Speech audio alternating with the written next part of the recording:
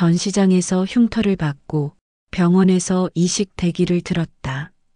나는 기증 동의서에 서명했다. 그때 누군가 물었다. 돈 때문입니까? 12년을 버틴 마음에 금이 갔다. 문이 닫히는 소리만 남았다. 새벽 5시 전등을 켜기 전에 먼저 손이 찾는 것이 있습니다. 금이 간 찻잔. 어젯밤 마지막으로 닦아둔 그 잔을 양손으로 감싸며 하루를 시작하지요. 찬 기운이 손바닥을 통해 스며듭니다. 겨울이 깊어가는 소리입니다. 공방 처마의 바람종이 맑게 울렸습니다.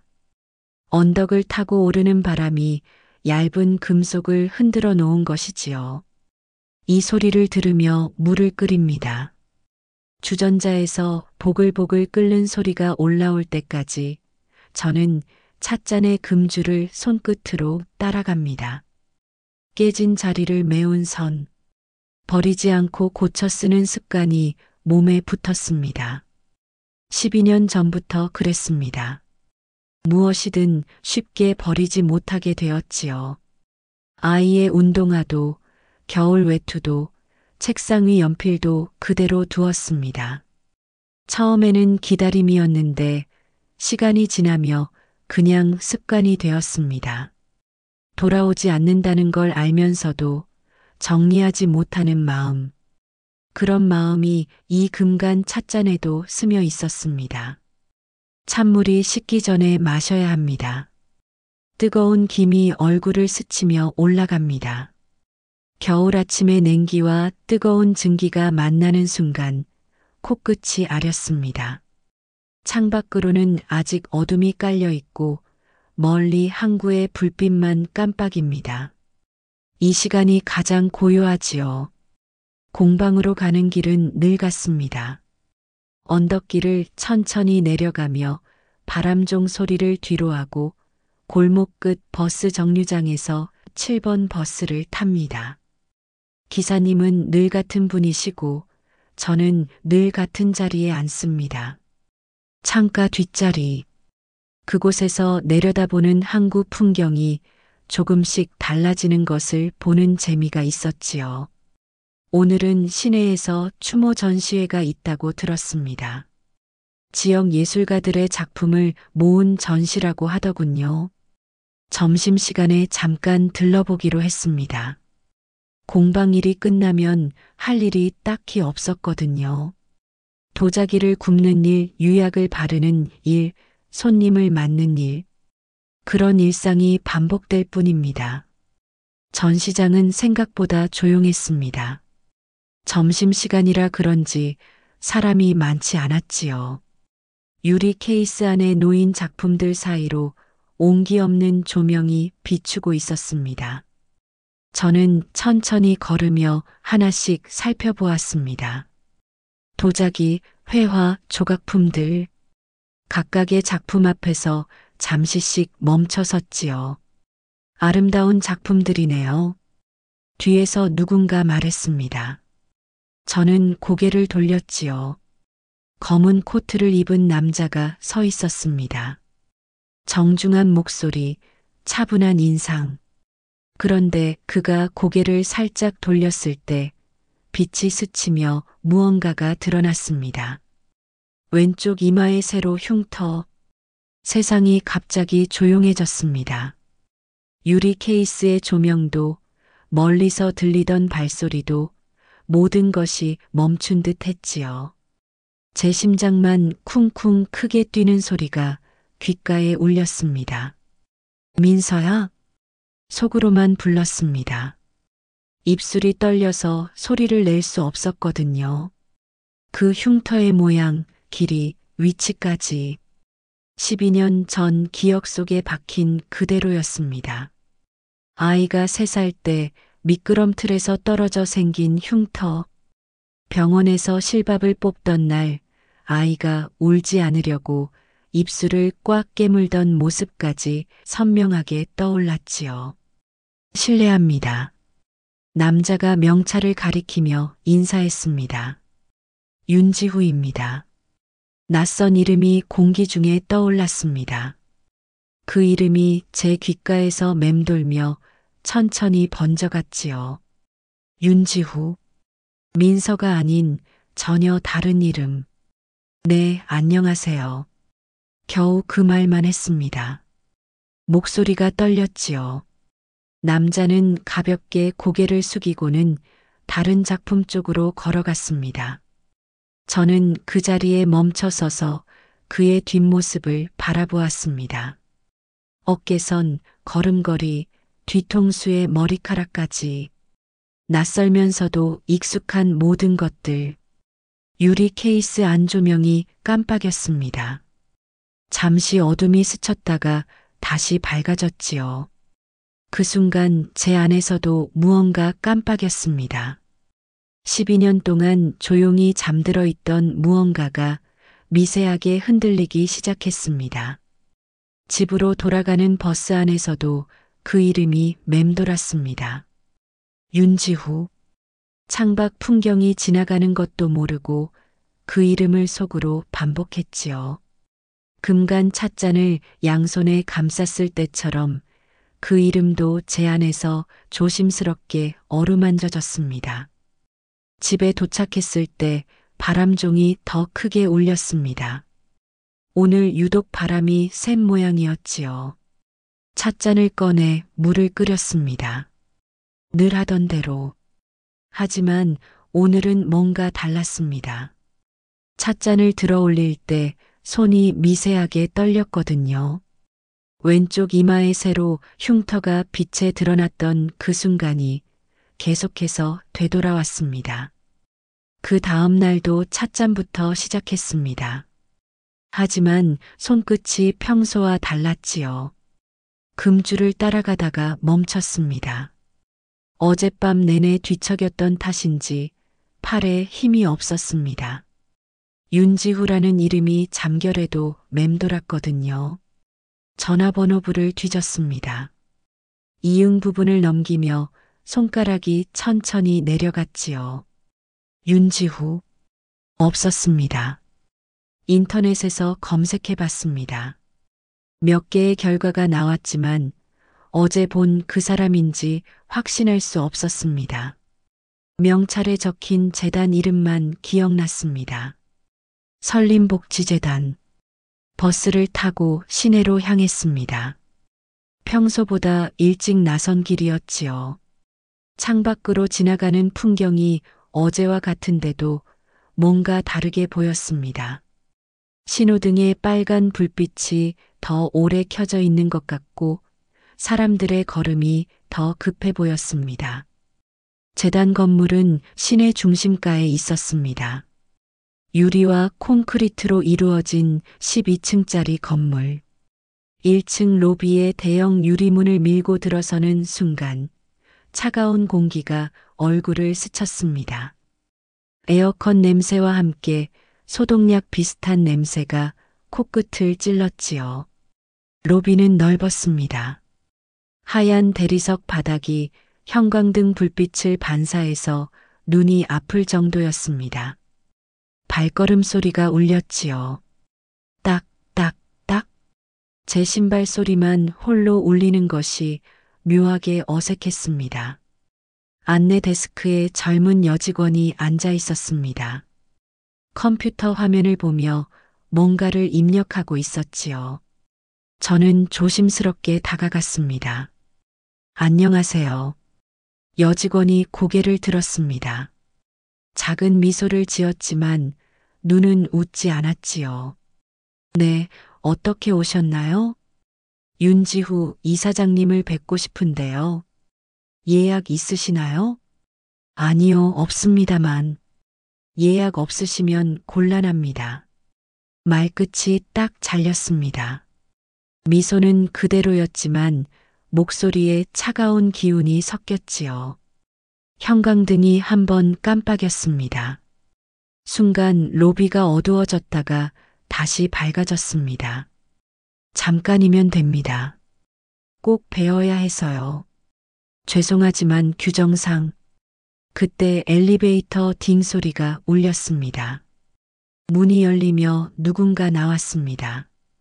검은 양복을 입은 남자. 어제 본 바로 그 사람이었지요. 윤지후. 그는 안내 데스크 쪽으로 걸어오다가 저를 보고 멈췄습니다. 잠시 눈이 마주쳤지요. 그의 표정이 미세하게 굳었습니다. 무슨 용무십니까? 예상보다 딱딱한 목소리였습니다. 어제 전시장에서 들었던 정중한 어조와는 완전히 달랐지요. 저는 가방에서 사진을 꺼냈습니다. 금간 찻잔이 찍힌 공방 전단과 함께 오래된 아이의 사진도. 이마 흉터, 손이 떨렸습니다. 사진이 바스락거렸지요. 내 아이도 거기에 있었어요. 지후의 시선이 사진을 스쳤습니다. 찻잔 사진을 보다가 아이 사진으로 옮겨갔지요. 그 순간 그의 눈에 뭔가 번쩍했습니다. 놀람인지 당황인지 아니면 다른 감정인지 알 수 없었습니다. 곧 그의 표정이 굳었습니다. 그만하시죠. 제발 한 번만. 사적인 확인은 곤란합니다. 말끝이 칼날처럼 떨어졌습니다. 그는 돌아서서 엘리베이터 쪽으로 걸어갔지요. 저는 그 뒤를 따라갔습니다. 잠깐만요. 엘리베이터 문이 열렸습니다. 그가 들어서며 버튼을 눌렀지요. 문이 닫히기 시작했습니다. 이사장님. 제가 부른 순간 그의 손이 멈췄습니다. 문 닫기 버튼에서 살짝 떨어졌지요. 하지만 이미 문은 반쯤 닫힌 상태였습니다. 그때 안내 데스크 뒤쪽에서 젊은 남자가 급하게 다가왔습니다. 비서 같아 보였지요. 이사장님, 병원에서 연락이. 그의 목소리가 작았지만 로비의 정적 때문에 들렸습니다. 따님, 대기 순위가 올랐다고. 엘리베이터 문이 완전히 닫혔습니다. 그 순간 머리 위 전광판이 깜빡였지요. 호출 이식팀. 붉은 글씨가 몇 초간 떠올랐다가 사라졌습니다.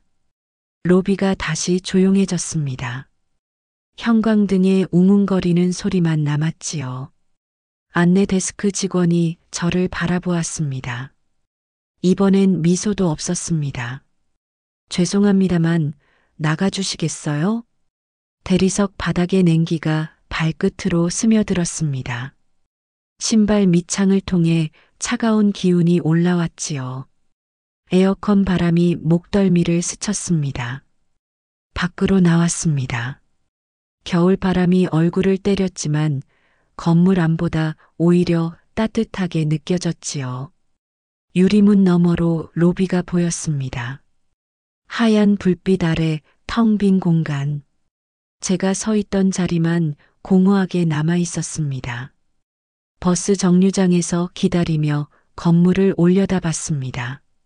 몇 층인지 모를 곳에서 누군가 창밖을 내려다보는 것 같았지요. 착각일 수도 있었지만 시선이 느껴졌습니다. 집으로 돌아가는 버스 안에서 그 말들이 계속 맴돌았습니다. 따님, 대기 순위가 올랐다고. 이식팀. 그리고 윤지후의 굳은 표정. 무언가 맞지 않았습니다. 어제 전시장에서의 정중함과 오늘의 차가움. 그 사이에 무엇이 있었을까요? 아니면 처음부터 제가 착각했던 걸까요? 바람종 소리가 멀리서 들려왔습니다. 평소보다 약하고 끊어질 듯한 소리였지요. 마치 무언가를 알리려다 말고 멈춘 것 같았습니다. 사흘이 지났습니다. 그 사이 저는 2번 더 재단 앞을 지나갔지요. 직접 들어가지는 못하고 버스 창문 너머로 건물만 바라봤습니다. 12층짜리 유리 건물이 겨울 햇살을 반사하며 차갑게 서 있었습니다. 따님, 대기 순위가 올랐다고. 그 말이 머릿속에서 맴돌았습니다. 심장이 식. 아이가 아프다는 뜻이었지요. 그것만은 확실했습니다. 세 번째 날 오후 저는 다시 재단 로비에 서 있었습니다. 이번에는 금간 찻잔 사진과 함께 다른 것도 준비했지요. 혈액형 검사 결과지. 12년 전 민서가 사라진 후 병원에서 받았던 것들. 혹시나 해서 챙겨둔 서류들이었습니다. 안내 데스크의 직원은 달랐습니다. 중년 여성이었지요. 하지만 대답은 같았습니다. 예약 없으시면 알고 있습니다. 저는 로비 한쪽 소파에 앉았습니다. 기다리겠다는 뜻이었지요. 직원이 당황한 기색을 보였지만 저는 조용히 앉아 있었습니다. 형광등이 윙윙거렸습니다. 에어컨 바람이 목덜미를 스쳤지요. 사람들이 오가며 발걸음 소리를 냈습니다. 엘리베이터가 몇 번 오르내렸습니다. 저는 그 소리들을 들으며 기다렸지요. 1시간쯤 지났을까요? 엘리베이터 문이 열리며 익숙한 실루엣이 나타났습니다.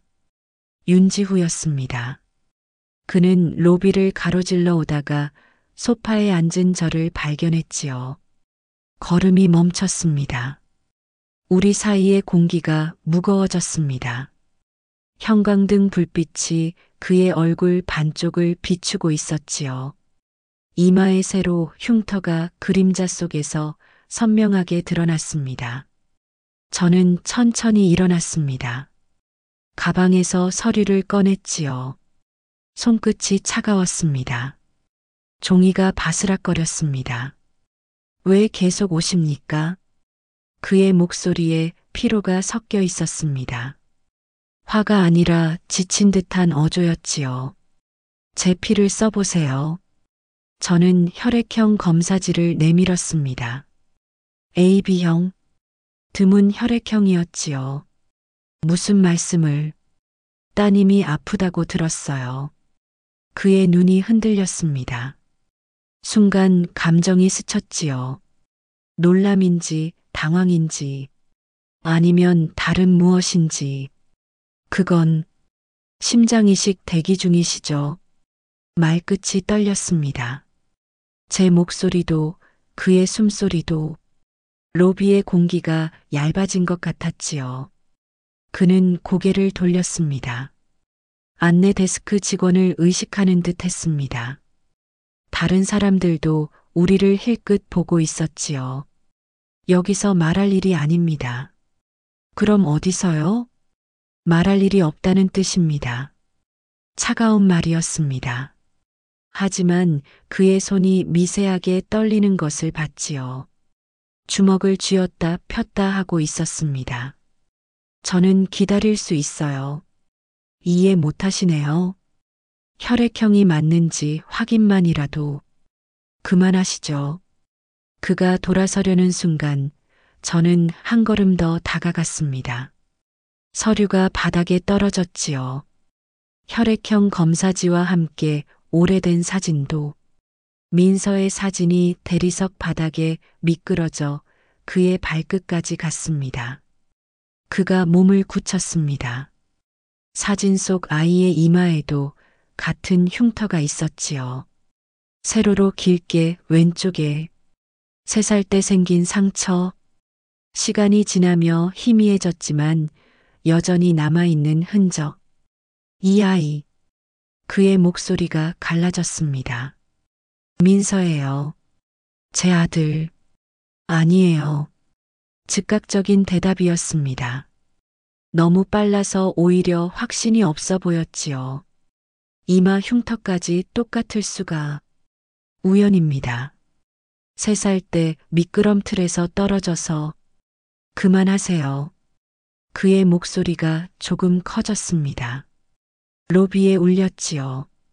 몇몇 사람들이 돌아봤습니다. 저는 사진을 주었습니다. 손끝이 떨렸지만 차분히 일어났지요. 부탁입니다. 한 번만 검사해 주세요. 사적인 확인은 아이를 위해서요. 그 말에 그가 멈췄습니다. 아이를 위해서 그의 딸을 말하는 것인지 제 아들을 말하는 것인지 모호한 말이었지요. 형광등이 한번 깜빡였습니다. 순간 로비가 어두워졌다가 다시 밝아졌지요. 그 짧은 순간 그의 표정이 무너지는 것을 봤습니다. 아주 잠깐이었지만 안 됩니다.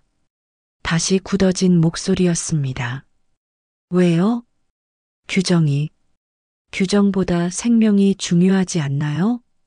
두 시선이 부딪혔습니다. 그의 눈에서 무언가 흔들리는 것을 봤지요. 분노가 아니라 다른 감정, 두려움 같은 것. 그 아이는 기다릴 시간이 없어요. 제가 말했습니다.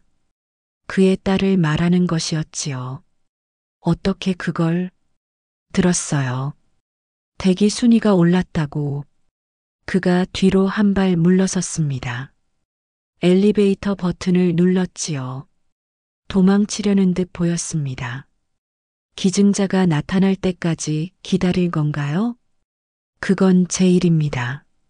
제가 기증자가 될 수 있어요. 엘리베이터 문이 열렸습니다. 그가 들어서려다 멈췄지요.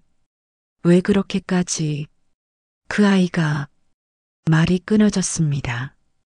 그 아이가 내 아들일지도 모르니까 그런 말을 할 수는 없었지요. 제발 그 한마디만 했습니다. 엘리베이터 문이 닫혔습니다. 그의 마지막 표정이 유리에 반사되어 보였지요. 무너진 듯한 무언가를 견디고 있는 듯한 얼굴. 로비가 다시 조용해졌습니다. 형광등 소리만 웅웅거렸지요. 저는 소파에 다시 앉았습니다. 기다리겠다는 뜻이었습니다. 안내 데스크 직원이 다가왔습니다. 나가주시겠어요? 조금만 더요. 보안을 부르겠습니다. 저는 고개를 끄덕였습니다. 그래도 좋다는 뜻이었지요. 하지만 보안이 오기 전에 저는 일어났습니다. 더 이상 여기 있어도 소용없다는 것을 알았거든요. 그는 내려오지 않을 것이었습니다. 문을 나서며 뒤돌아봤습니다. 몇 층인지 모를 곳에서 누군가 내려다보고 있는 것 같았지요. 시선이 느껴졌습니다. 무거운 시선이.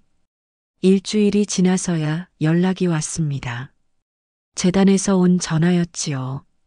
차가운 목소리의 직원이 말했습니다. 검사 받으실 수 있습니다. 내일 오전 10시. 전화가 끊어진 후에도 저는 한참 수화기를 들고 있었지요. 마침내 문이 열린 것일까요? 아니면 더 단단히 닫히려는 것일까요? 병원은 재단 건물에서 3블록 떨어진 곳에 있었습니다. 하얀 6층 건물. 로비에서부터 소독약 냄새가 진했지요. 형광등은 재단보다 더 밝았습니다. 눈이 아플 정도로. 접수를 마치고 대기실에 앉았습니다. 플라스틱 의자가 차가웠지요. 다른 환자들이 몇 명 앉아 있었습니다. 모두 조용했습니다. 기침 소리, 페이지 넘기는 소리, 시계 초침 소리만 들렸지요. 서하영님, 간호사가 불렀습니다. 젊은 여자였지요. 하얀 가운을 입고 차트를 들고 있었습니다. 검사실로 들어갔습니다. 의사는 중년 남자였지요. 안경을 쓰고 모니터를 보며 뭔가를 입력하고 있었습니다. 혈액 검사부터 하겠습니다. 바늘이 팔에 들어갔습니다. 따끔했지요. 붉은 피가 튜브로 흘러 들어갔습니다. 제 피가 누군가의 생명을 구할 수 있을까요? 혈액형은 AB형이시네요. 네. 드문 혈액형입니다. 의사가 차트에 뭔가를 적었습니다. 볼펜 소리가 작게 났지요. 다음은 심장 검사였습니다. 심전도를 찍고 초음파도 했습니다. 차가운 젤이 가슴에 발라졌지요. 기계가 삐하고 울렸습니다. 의사의 표정이 굳었습니다. 잠깐만요. 모니터를 자세히 들여다봤지요. 뭔가를 재측정했습니다. 기계 소리가 계속 났습니다. 심장벽이 두껍습니다. 그게 무슨... 기증 수술은 위험할 수 있어요. 손끝이 차가워졌습니다. 검사대의 종이가 바스락거렸지요. 얼마나 위험한가요? 상당히요. 특히 나이를 고려하면. 그래도 할 수 있지 않나요? 의사가 고개를 저었습니다. 권하지 않습니다. 하지만 저는 이미 결심했었지요. 그래도 하겠습니다. 다시 생각해 보세요. 아니에요. 의사가 한숨을 쉬었습니다. 차트에 뭔가를 적었지요. 적으면서 중얼거렸습니다. 가족분과 상의해 보시고. 가족은 없어요. 그럼 혼자 결정할 수 있어요. 검사가 끝나고 결과를 기다렸습니다. 대기실에서 1시간을 더 앉아 있었지요. 창밖으로 겨울 오후의 짧은 햇살이 기울어지고 있었습니다. 윤지후가 나타난 것은 그때였습니다. 복도 끝에서 의사와 이야기하고 있었지요.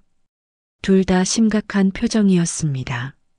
목소리는 들리지 않았지만 몸짓으로 알 수 있었습니다. 의사는 고개를 저었고 지우는 뭔가를 강하게 주장하는 듯 보였습니다. 그들이 제 쪽으로 왔습니다. 검사 결과 나왔습니다. 의사가 말했습니다.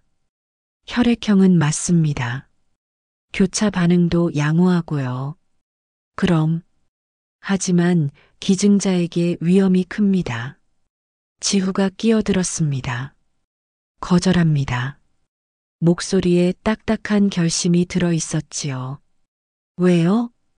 위험하다고 들었습니다. 위험은 제가 감수할게요. 저희는 동의할 수 없습니다. 그 아이는 기다릴 시간이 없어요.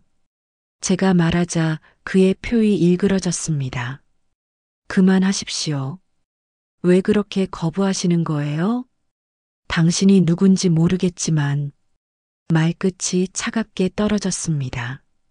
당신도 그 중 하나겠죠. 무슨 뜻이에요? 돈을 노리는... 그 말에 숨이 멎었습니다. 돈? 제가 돈을 위해서 이런다고 생각하는 걸까요? 그게 아니에요. 그럼 뭐예요? 왜 이렇게까지 하는 거예요? 목소리가 높아졌습니다. 복도에 울렸지요. 지나가던 사람들이 돌아봤습니다. 설명할 수 없어요. 그럼 포기하세요. 못해요. 왜요? 그냥 못해요. 지후가 이를 악물었습니다. 주먹을 쥐었지요. 여기서 끝입니다. 그가 돌아섰습니다. 의사도 함께 갔지요. 저는 혼자 대기실에 남았습니다. 창밖이 어두워지고 있었습니다. 겨울 해가 빨리 지는 시간이었지요. 병원 불빛들이 하나둘 켜지기 시작했습니다. 환풍기가 웅웅거렸습니다. 천장에서 내려오는 바람이 목덜미를 스쳤지요. 차가웠습니다. 창문에 결로가 맺혔습니다. 간호사가 와서 말했습니다. 집에 가세요. 더 이상 할 일이 없어요. 낡은 커튼이 슥 닫혔습니다.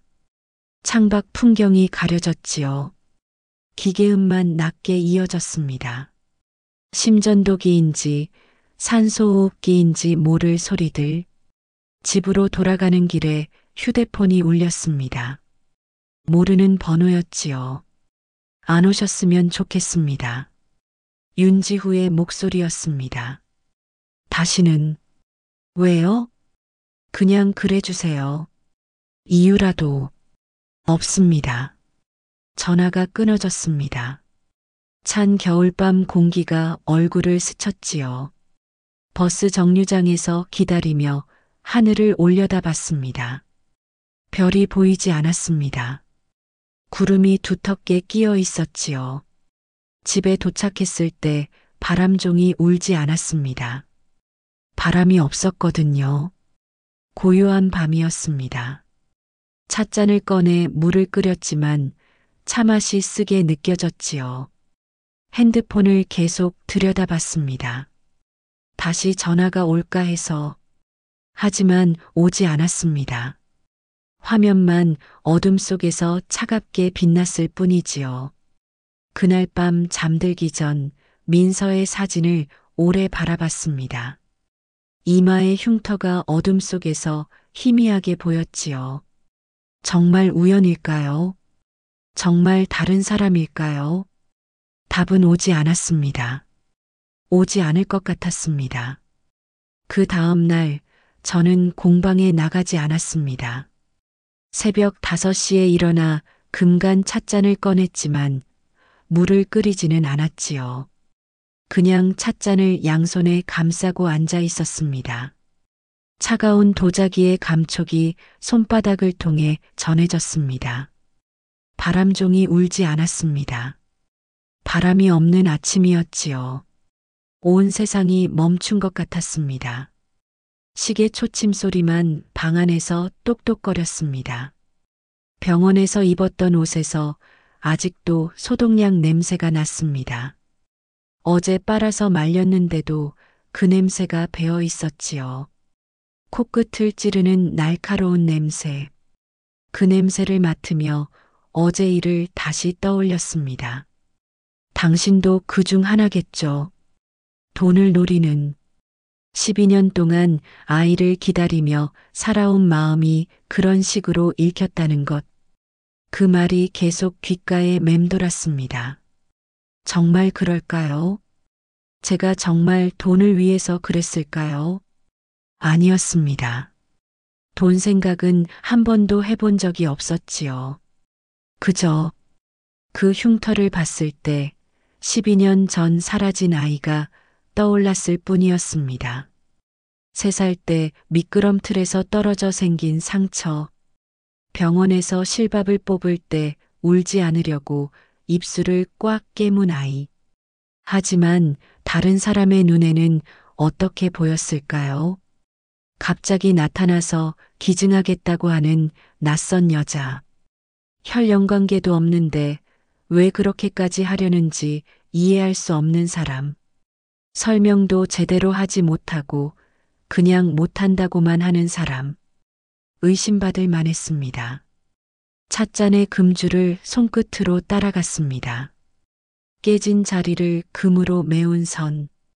일본에서 긴축이라고 부르는 기법이지요. 깨진 것을 숨기지 않고 오히려 아름답게 드러내는 방법. 제 마음도 그런 걸까요? 12년 전에 깨진 마음을 금으로 메우며 살아왔는데 다른 사람들에게는 그냥 깨진 그릇으로만 보이는 걸까요? 오후가 되어서야 물을 끓였습니다. 주전자에서 김이 오르는 소리가 유일한 소음이었지요. 보글보글 끓는 소리가 방 안을 채웠습니다. 차를 우려내며 생각했습니다. 정말 윤지후가 민서일까요? 이마 흉터는 분명 같았습니다. 위치도 모양도 길이도. 하지만 그것만으로 확신할 수 있을까요? 세상에 비슷한 흉터를 가진 사람이 얼마나 많을까요? 나이도 맞았습니다. 민서가 지금 있다면 35. 윤지후도 비슷해 보였지요. 하지만 이것도 추정일 뿐이었습니다. 가장 중요한 건 그 사람이 저를 전혀 알아보지 못한다는 것이었습니다. 기억을 잃었을 수도 있지만 그때 민서는 고작 7살이었지요. 12년이 지나면 기억이 희미해질 수도 있었습니다. 아니면 정말 다른 사람일 수도 있고요. 창밖을 바라봤습니다. 항구의 불빛이 깜빡이고 있었지요. 평소와 똑같은 풍경이었지만 오늘은 왠지 멀게 느껴졌습니다. 휴대폰을 들여다봤습니다. 혹시 전화가 왔나 싶어서 하지만 아무것도 없었지요. 화면은 차갑게 검은색이었습니다. 다시는 오지 마세요. 그 말이 최종적이었습니다. 더 이상 기회는 없을 것 같았지요. 그럼 어떻게 해야 할까요? 포기해야 할까요? 12년을 기다렸지만 이제 정말 포기해야 할까요? 아니면 다른 방법이 있을까요? 저녁 때가 되어 밖으로 나갔습니다. 답답해서였지요. 언덕길을 천천히 걸었습니다. 찬 겨울바람이 얼굴을 스쳤지만 실내보다는 숨이 쉬어졌습니다. 걷다가 멈춰 섰습니다. 재단 건물이 멀리 보였거든요. 12층짜리 유리 건물. 몇 개 층에 불이 켜져 있었지요. 그중 한 곳에 윤지후가 있을까요? 아니면 벌써 집에 갔을까요? 그의 딸은 어떨까요? 심장이 아픈 아이. 이식을 기다리는 아이. 아버지가 누군가의 도움을 거절했다는 것을 알까요? 만약 정말 그 아이가 위험하다면 저는 어떻게 해야 할까요? 바람이 불기 시작했습니다. 처마의 바람종이 작게 울었지요. 하루 종일 멈춰 있던 소리가 다시 살아났습니다. 그 소리를 들으며 깨달았습니다. 포기할 수는 없다는 것을. 윤지후가 민서든 아니든 그 아이는 도움이 필요했습니다. 제가 도울 수 있는 일이 있다면 해야 했지요. 설사 그가 저를 의심하고 거부한다 해도 집으로 돌아와 다시 찻잔을 꺼냈습니다. 이번에는 제대로 차를 우렸지요. 뜨거운 김이 얼굴을 스쳤습니다. 차 향기가 방 안을 채웠습니다. 차를 마시며 생각을 정리했습니다. 일단 더 확실한 방법을 찾아야 했습니다. 이마 흉터만으로는 부족했지요. 다른 증거가 필요했습니다. 그리고 그의 딸을 도울 방법도 찾아야 했습니다. 그가 거부한다면 다른 방법을 생각해야 했지요. 쉽지 않을 것이었습니다. 하지만 불가능하지는 않았습니다. 바람종이 다시 울었습니다. 이번에는 조금 더 선명하게, 마치 무언가를 알려주는 것 같았지요. 창밖 어둠 속에서 별이 하나 보였습니다. 구름 사이로 희미하게 깜빡이는 별. 어제까지는 보이지 않았던 별이었습니다. 내일은 다시 시작해야 했습니다. 새벽 5시 세상이 달라져 있었습니다. 창가로 가니 수평선 끝에서 희미한 빗줄기가 올라오고 있었지요. 며칠간 끼어있던 무거운 구름이 흩어지며 겨울 하늘에 틈이 생겼습니다. 찬 공기는 여전했지만 어제까지의 막막함과는 달랐습니다. 금간 찻잔을 꺼냈습니다. 어제는 그냥 손에 들고만 있었는데 오늘은 달랐지요. 물을 끓였습니다. 주전자에서 보글보글 끓어오르는 소리가 방 안의 정적을 부드럽게 깨뜨렸습니다. 그 소리가 제 안에 무언가도 함께 깨우는 것 같았지요. 뜨거운 김이 얼굴을 스쳤습니다. 차향이 퍼지며 마음이 조금씩 정돈되는 것을 느꼈습니다. 찻잔의 금줄이 새벽빛을 받아 반짝였지요. 깨진 자리가 더 이상 상처로만 보이지 않았습니다. 무언가를 잇는 선으로 보였습니다. 차를 마시며 어젯밤 내린 결론을 떠올렸습니다. 포기할 수 없다는 것. 윤지후가 민서든 아니든 그 아이를 도와야 한다는 것. 하지만 어떻게? 그가 분명히 말했지요. 다시는 오지 말라고. 재단에 가도 만나주지 않을 것이었습니다. 다른 방법이 있어야 했습니다. 공방에 나가기로 했습니다. 며칠 쉬었으니 일을 해야 했고 혼자 있으면 같은 생각만 맴돌 것 같았지요. 언덕길을 내려가며 바람을 맞았습니다. 바람종이 다시 울기 시작했습니다. 맑고 경쾌한 소리였지만 평소보다 빨랐지요. 버스 안에서 휴대폰을 꺼냈습니다. 성민병원을 검색했습니다. 제가 검사받았던 곳이니까 혹시 그 아이에 대한 정보를 얻을 수 있을지도 모르죠. 번호를 저장했습니다. 점심시간에 전화를 걸어볼 생각이었습니다. 공방에 도착해서 문을 열었습니다. 며칠 비우지 않았는데도 공기가 무거웠지요. 창문을 활짝 열었습니다. 찬 바람이 들어와 공방 안을 휘둘렸습니다. 먼지가 날리며 정화되는 것 같았지요. 도자기들을 정리하며 생각했습니다.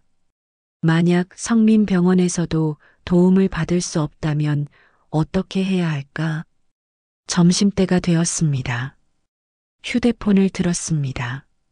성민병원 번호를 눌렀습니다. 신호음이 울렸지요. 안녕하세요. 심장이식 관련해서 문의드리고 싶은 게 있는데요. 잠깐만요. 해당 부서로 연결해 드릴게요. 몇 번의 연결음 끝에 다른 목소리가 들렸습니다. 이식 코디네이터실입니다. 혹시 기증 관련해서 상담받을 수 있을까요? 기증자이신가요? 네, 그런데 일단 내원하셔서 상담받으시는 게 좋겠어요. 내일 오후 2시는 어떠세요? 생각보다 쉽게 약속이 잡혔습니다. 전화를 끊고 나서 가만히 앉아 있었지요. 뭔가 너무 순조로웠습니다. 이상할 정도로 오후에 단골 손님이 오셨습니다. 김 여사님이었지요. 요즘 어떻게 지내세요? 그냥 지내고 있어요. 얼굴이 좀 밝아지신 것 같은데요. 정말 그럴까요? 저도 모르게 뭔가 달라진 걸까요? 혹시 좋은 일이라도 있으셨나요? 아직은 모르겠어요. 김 여사님이 웃으며 말씀하셨습니다. 좋은 일이 생길 것 같은 기운이 보여요. 그 말에 마음이 따뜻해졌습니다. 아직 세상에는 따뜻한 사람들이 있다는 것을. 해가 기울어갈 무렵 공방을 정리했습니다. 내일을 위해 일찍 들어가려고 했지요. 집으로 돌아가는 길에 재단 건물을 봤습니다. 12층 중 몇 개 층에 불이 켜져 있었습니다. 윤지후도 그 중 한 곳에 있을까요? 그는 제가 포기했다고 생각하고 있을까요? 아직 아니었습니다. 아직 끝나지 않았습니다. 집에 도착해서 다시 찻잔을 꺼냈습니다. 하루를 마무리하는 차 한 잔. 오늘은 어제보다 훨씬 나았지요. 쓰지 않고 은은한 맛이었습니다. 내일 할 일을 정리했습니다. 병원에 가서 상담받기. 가능하다면 윤지후의 딸에 대해 알아보기. 그리고 다른 방법도 찾아보기. 민서의 사진을 꺼내봤습니다. 이마의 흉터가 밤 조명 아래서 희미하게 보였지요. 내일이면 뭔가 달라질 것 같았습니다. 잠자리에 들기 전 휴대폰을 확인했습니다. 화면에는 아무것도 없었지만 오늘은 그것도 괜찮았습니다. 내일이 있으니까요. 전등을 끄려는데 바람종이 울었습니다. 3번 연속으로. 평소에는 그렇지 않았는데. 창밖을 내다봤습니다. 어둠 속에서 뭔가 움직이는 것 같았지요. 아마 고양이이겠지만 잠시 서늘한 기운이 목덜미를 스쳤습니다. 침대에 누웠습니다. 내일은 달라질 것이었습니다. 하지만 그 변화가 어떤 모습일지는 아직 알 수 없었습니다. 복도가 길었습니다. 형광등이 일정한 간격으로 천장에 박혀 있었지요. 하얀 빛이 바닥 리놀륨을 차갑게 비쳤습니다. 소독약 냄새가 코끝을 찔렀습니다. 이곳은 감정을 드러내기 어려운 공간이었습니다. 오후 2시 약속에 30분 일찍 도착했습니다. 벤치에 앉아 시계를 봤지요. 초침이 똑똑거렸습니다. 가슴이 뛰었지만 어제까지의 절망과는 달랐습니다. 서하영님? 간호사가 불렀습니다. 상담실로 들어갔지요. 책상 너머로 중년 여의사가 앉아 있었습니다. 차트를 보며 뭔가를 확인하고 있었지요. 기증 상담이라고 들었는데요. 네. 생체 기증은 매우 신중한 결정입니다. 알고 있습니다. 가족분과 상의해 보셨나요? 가족은 없어요. 의사가 차트를 넘겼습니다. 며칠 전 검사 결과를 보니 위험도가 높습니다. 그래도 하겠습니다. 특정한 환자를 염두에 두고 계신가요? 심장이 뛰었습니다. 윤지후라는 분의 딸. 의사의 표정이 굳었습니다. 환자 정보는 기밀입니다. 그때 문이 열렸습니다. 윤지후가 들어왔습니다. 상담실 공기가 멎었습니다. 그는 저를 보고 얼어붙었지요. 얼굴이 하얗게 질렸습니다. 왜 여기 계세요? 목소리가 차가웠습니다. 상담 중입니다. 의사가 말했습니다. 이분이 따님 기증자로. 안 됩니다. 즉각적인 거절이었습니다. 앉으세요. 의사가 그에게 의자를 가리켰습니다. 그는 주저하다 문 앞 의자에 앉았지요. 저와 최대한 멀리. 적합한 기증자인데 왜 거절하시는지 개인적인 이유가 있습니다. 따님은 어떻게 생각하시나요? 그가 입을 다물었습니다. 주먹을 쥐었다 폈다 했지요. 아이는 모릅니다. 침묵이 흘렀습니다. 형광등이 웅웅거렸지요. 에어컨이 차가운 바람을 내뿜었습니다. 잠깐 이야기할 수 있을까요? 제가 말했습니다. 둘이서요. 의사가 자리를 비워주었습니다. 문이 닫히며 우리만 남았지요. 윤지후가 고개를 숙이고 있었습니다. 왜 이렇게까지 하세요? 그 아이를 도와야 해서요. 이유가 뭐예요? 저는 가방에서 작은 은색 녹음기를 꺼냈습니다. 남편이 남겨둔 것이었지요. 들어보세요. 뭐예요? 제 남편이 경찰이었어요. 12년 전에 녹음기를 켰습니다. 낡은 기계음이 울렸지요.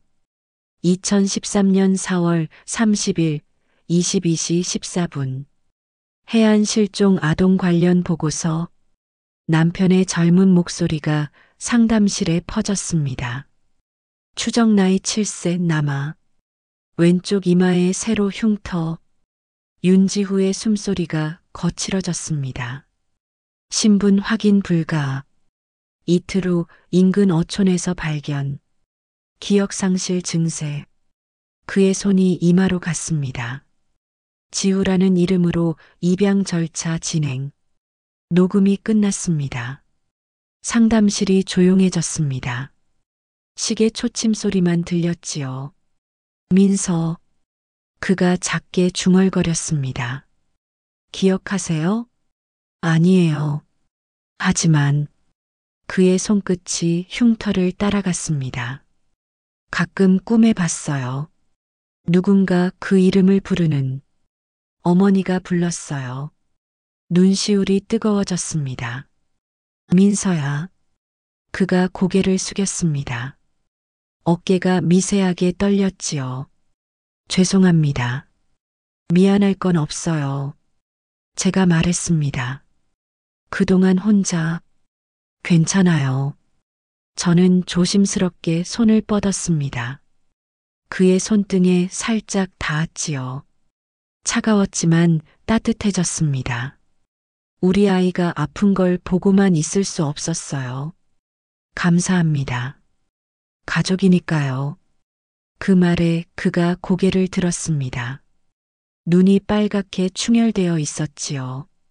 어머니. 12년 만에 들은 그 호칭. 가슴이 뜨거워졌습니다. 이제 시작이에요. 창밖으로 겨울 오후의 빛이 스며들었습니다. 차갑지만 따뜻한 빛이었지요. 상담실의 형광등도 더 이상 차갑게 느껴지지 않았습니다. 문이 열리며 의사가 들어왔습니다. 결정하셨나요? 윤지후가 저를 바라봤습니다. 그리고 고개를 끄덕였지요. 진행하겠습니다. 아직 모든 것이 해결된 건 아니었습니다. 수술도 회복도 남아 있었지요. 하지만 가장 중요한 것은 이루어졌습니다. 우리가 다시 만났다는 것. 복도를 걸어 나오며 나란히 걸었습니다. 말은 없었지만 서로를 알았습니다. 12년의 빈자리가 조금씩 채워지기 시작했습니다. 한 달이 지났습니다. 새벽 5시 저는 여전히 찻잔부터 꺼냈습니다. 하지만 이제는 혼자가 아니었지요. 작은 찻잔 하나가 더 있었습니다. 민서가 가끔 들를 때를 위해 준비해둔 것이었습니다. 금간 찻잔의 금줄이 아침빛을 받아 반짝였습니다. 깨진 자리가 더 이상 상처로 보이지 않았지요. 오히려 무언가를 이어주는 선으로 보였습니다. 시간과 시간을, 마음과 마음을, 물을 끓이며 창밖을 봤습니다. 바람종이 부드럽게 울고 있었지요. 예전처럼 애절하지 않았습니다. 그냥 바람이 지나간다는 것을 알려주는 소리였습니다. 수술은 성공했습니다. 위험했지만 저희 모두 무사했지요. 민서의 딸 은서도 이제 뛰어다닐 수 있었습니다. 아이의 웃음소리를 들을 때마다 가슴이 따뜻해졌습니다. 공방으로 가는 길이 달라졌습니다. 같은 버스, 같은 자리였지만 창밖을 보는 마음이 달랐지요. 항구의 크레인들이 움직이는 것을 보며 생각했습니다. 모든 것이 제자리를 찾아가고 있다고. 점심시간에 민서가 전화를 걸어왔습니다. 어머니, 오늘 저녁에 시간 있으세요?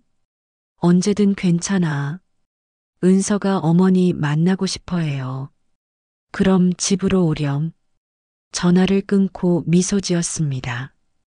어머니라는 호칭이 아직도 낯설었지만 들을 때마다 마음이 따뜻해졌지요. 오후에 장을 봤습니다. 은서가 좋아한다고 했던 딸기도 샀고 민서가 어렸을 때 좋아했던 계란찜 재료도 준비했습니다. 12년 전 기억을 더듬어가며 장바구니를 채웠지요. 해가 기울 무렵 그들이 왔습니다.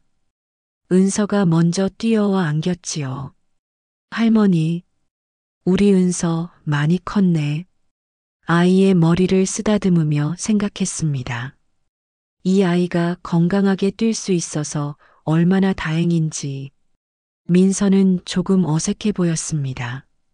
아직 익숙하지 않은 게 당연했지요. 12년의 빈자리를 한 달에 채울 수는 없었습니다. 들어와. 거실에 앉아 차를 마셨습니다. 금간 찻잔에서 김이 올라왔지요. 은서는 신기한 듯 찻잔을 바라봤습니다. 할머니, 이 금색 선이 뭐예요? 깨진 자리를 메운 거야. 왜 버리지 않았어요? 아까워서.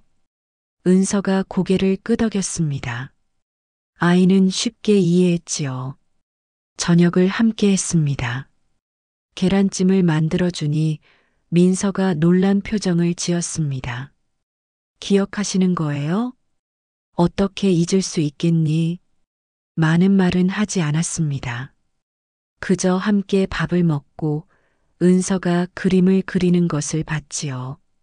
아이가 그린 그림에는 세 사람이 있었습니다. 할머니, 아빠, 그리고 자신. 밤이 깊어갈 무렵 그들이 일어났습니다. 이제 가봐야겠어요. 조심히 들어가. 문 앞에서 은서가 안기며 말했습니다. 할머니, 자주 올게요. 언제든 와.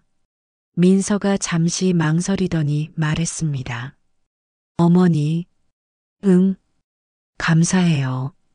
무슨 소리야? 가족인데. 그들이 떠난 후 집이 조용해졌습니다. 하지만 예전의 정막과는 달랐지요. 따뜻한 고요였습니다. 설거지를 하며 창밖을 봤습니다. 바람종이 달빛 아래서 은은하게 빛나고 있었지요.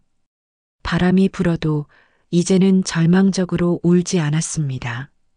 찻잔을 닦으며 생각했습니다. 12년이란 시간이 무의미하지 않았다는 것을, 기다림도 그리움도 모든 것이 이 순간을 위한 것이었다는 것을. 잠자리에 들기 전 민서의 어린 시절 사진을 봤습니다. 이마에 흉터가 있는 사진. 이제는 슬프지 않았습니다. 그 흉터가 우리를 다시 만나게 해준 표시였으니까요. 침대에 누워 눈을 감았습니다. 내일이면 또 평범한 하루가 시작될 것이었지요. 공방에 나가고 도자기를 빚고 손님을 맞을 것이었습니다. 하지만 이제는 기다리지 않아도 되었습니다. 바람종이 마지막으로 한 번 울었습니다. 부드럽고 따뜻한 소리였지요. 마치 이제 괜찮다고 말하는 것 같았습니다. 잠들기 전 마지막으로 떠올린 것은 오늘 저녁 식탁 풍경이었습니다. 금간 찻잔에서 피어오르는 김은서의 웃음소리, 민서의 조심스러운 미소. 그 모든 것이 꿈만 같았지만 분명한 현실이었습니다. 가족은 기억이 아니라 끝내 붙드는 마음으로 이어지는 것이었습니다.